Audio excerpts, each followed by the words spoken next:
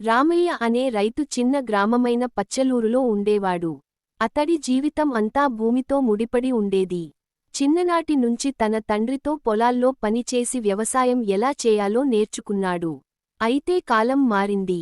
వానలు తగ్గాయి, విత్తనాల ఖర్చు పెరిగింది, మార్కెట్లో ధరలు పడిపోయాయి. అయినా రామయ్య మాత్రం నిబద్ధతను కోల్పోలేదు. ఒక సంవత్సరం తీవ్ర ఎండలు వచ్చాయి. పగటి వేడి భరించలేనిది. ఊరిలో చాలా మంది రైతులు పంట వేయలేదు. కాని రామయ్య మాత్రం భయపడలేదు. పొలం నన్ను పెంచింది, ఇప్పుడు నేను దాన్ని కాపాడాలి అని తలచుకున్నాడు. వాన లేకపోయినా అతడు కొత్త మార్గాల వైపు చూశాడు. గ్రామ సమీపంలోని కృష్ణానది నుండి నీరు తీసుకురావడానికై చిన్న మోటారు పంప్ కొన్నాడు. ప్రభుత్వ ఉపకారాన్ని వినియోగించుకుని నీటి తాత్కాలిక తొట్లాలు నిర్మించాడు. వాడిని చూసి ఇతర రైతులు ఆశ్చర్యపోయారు. కొన్ని రోజుల్లోనే అతని పొలం పచ్చగా మారింది. ఈసారి వరి వేయకపోయాడు. నీటికి తగ్గట్లు జొన్న, కందులు వేశాడు.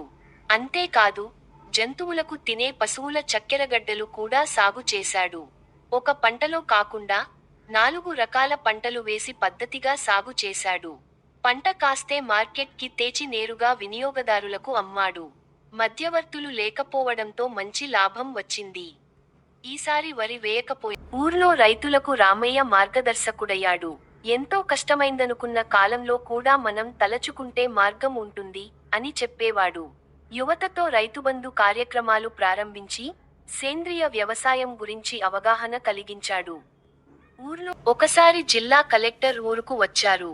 రామయ్యను కలిసి ఆయన పొలం తీరును చూసి ఆశ్చర్యపడ్డారు. మీలాంటి రైతులు దేశానికి మేలుకారకులు అన్నారు.